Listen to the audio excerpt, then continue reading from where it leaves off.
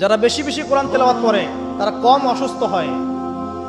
এবং আরেকটা কথা বলি, এখন আমাদের দুনিয়ার অনেক চাপ না, মাথায় অনেক প্রেশার নিতে হয় না, পারিবারিক চাপ, অফিসের চাপ, ব্যবসার চাপ নিতে হয় না। যে যত বেশি কোরআন তেলাওয়াত করে তার মাথার চাপ নেওয়ার ক্ষমতা তত বেশি হয়।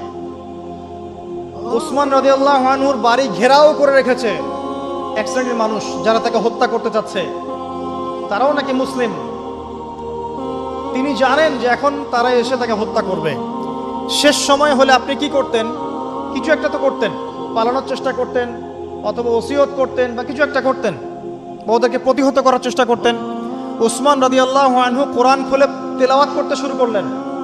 তেলাওয়াত করতে করতে করতে করতে এই এক পারা কি দেড় পারা এই কাছাকাছি এসেছেন, তখন ওরা পিছন থেকে তার দাড়িটা ধরে গলার মধ্যে ছুরি চালিয়ে দিয়েছে।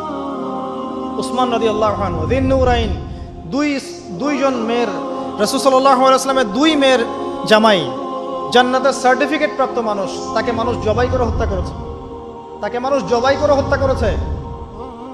তার গলার থেকে এই রক্তের ফিনকি গিয়ে কোরআনের উপর গিয়ে পড়লো।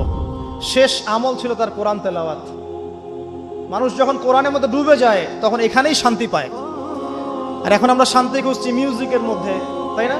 পর্নোগ্রাফির মধ্যে, সিরিয়াল দেখতে, ইউটিউবিং করতে, ফেসবুকিং করতে, আড্ডাবাজি করতে, ক্যারাম খেলতে, জুয়া খেলতে, এগুলোতে শান্তি খুঁজে। এগুলো শান্তি দেয় না।